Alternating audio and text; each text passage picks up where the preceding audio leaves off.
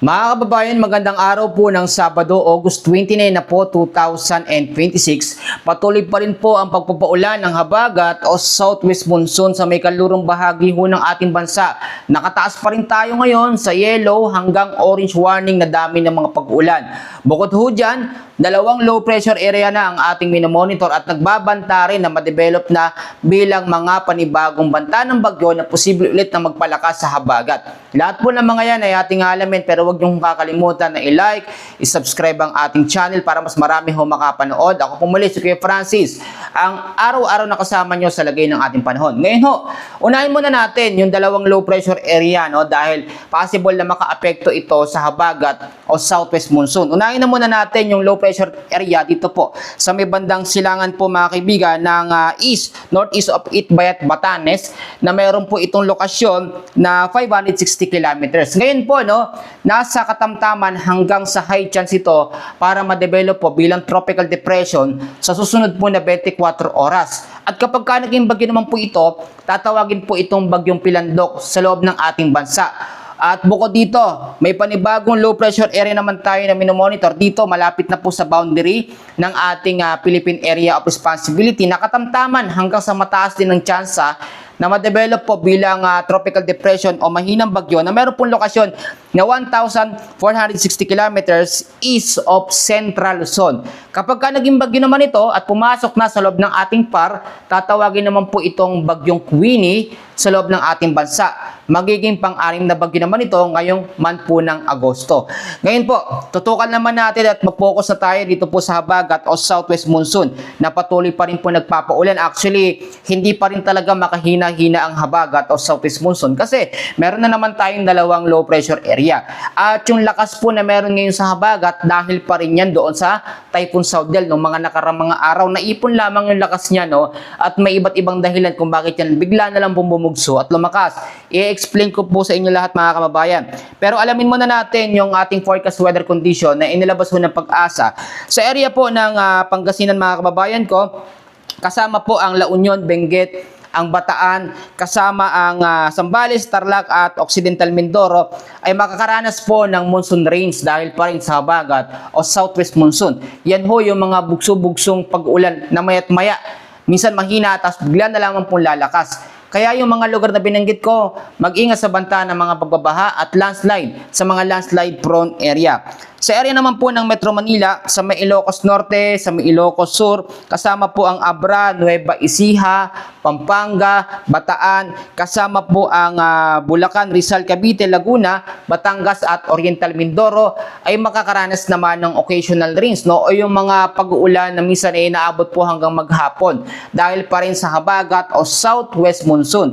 Sa nalalabing bahagi po ng Visayas at nalalabing bahagi ng Luzon ay patuloy din pong makakaranas ng epekto ng habagat o southwest monsoon. Medyo lumawak na talaga, no, yung circulation po ng hanging habagat o southwest monsoon, no, dahil yan sa hangin na dala-dala po ng habagat galing po sa West Philippine Sea. Noong mga nakarang araw, ito po, no, medyo maganda yung panahon natin. Kaya marami nagtataka, bakit daw sobrang biglang malakas ngayon? Unang-una, noong nakarang araw po, itong habagat nandito po sa may hilagang kanluran ng direksyon. Sumabay po dito sa direction po ng dating Bagyong Saudel. And then matapos mawala sa monitoring system natin ng Bagyong Saudel, bumaba na yung direksyon ng habagat malapit na dito sa ating landmass. Dito po sa area po ng kanluran ng Luzon, kasama ang kanluran po ng Visayas, no? Kaya ngayon, nakakaranas po tayo ng bugso-bugso mga pag-uulan. Ang habagat po, hindi naman talaga yan malakas pag walang bugso. Ang normal na lakas ng habagat, 35 to 50 kilometers per hour lakas ng hangin o lakas ng ulan niya. Ang bugso po ng habagat, umaabot po sa 62 to 88 kilometers per hour. Talo niya pa, mas malakas pa po siya sa signal number 1 na kategory ho ng bagyo.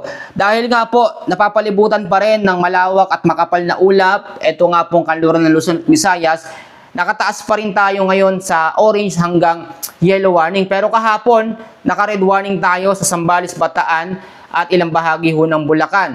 Alamin natin yung mga lugar po, dami ng mga pag-uulan na mararanasan po ngayong araw. Ito po mga kababayan ko, para mas malinaw sa atin, no? Ito pong heavy rainfall warning, yung mga lugar na babanggitin ko, mag-ingat sa banta po ng posibleng mga pagbabaha, no? Lalo na sa mga bahaing lugar. Ito po, ngayong hapon po ng Sabado, meron po tayong orange warning. Pag sinabi natin orange warning, 100 to 200 mm sa dami ng pag-uulan. Dito po yan sa may Pangasinan, La Union, Benguet, Batangas, kasama po ang Pampanga, ang Tarlac at Occidental Mindoro. Meron naman tayong 50 to 100 mm sa dami ho ng pag-uulan na aasahan sa may Ilocos Norte, Ilocos Sur, Abra, kasama ho ang Nueva Ecija, kasama ho ang ilang bahagi po ng Bulacan, Metro Manila, Rizal, Cavite, ang Laguna, kasama ang Batangas at Oriental Mindoro. Yung mga lugar ho na yan ngayong hapon po ng Sabado ay makakaranas po ng mga pag-ulan dahil po sa habagat. Pagdating naman po, Sunday po ng hapon mga kababayan ko, meron po tayong aasahan po na 100 to 200 mm sa dami ho ng pag-uulan dito po sa Ilocos Sur, La Union, Pangasinan, Benguet at sa may Zambales.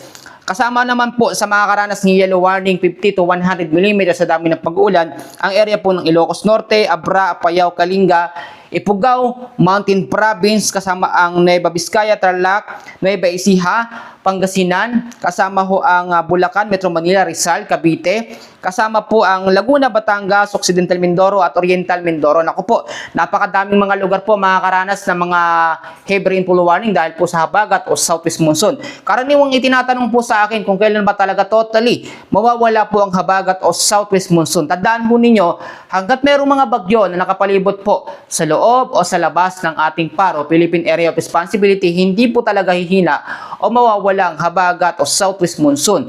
Pero tulad na aking sinabi, simula June hanggang sa September lamang talaga yung habagat.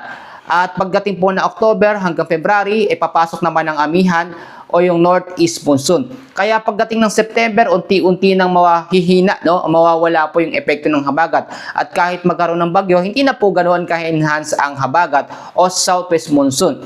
I-summarize natin, pangunahing weather system pa rin, habagat na nakakaapekto sa kanlurang bahagi ho ng ating bansa.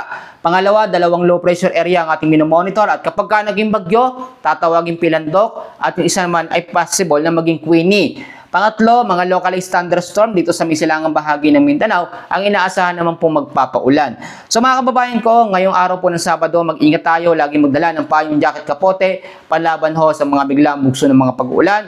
Mag-iingat po tayo at God bless po sa ating lahat.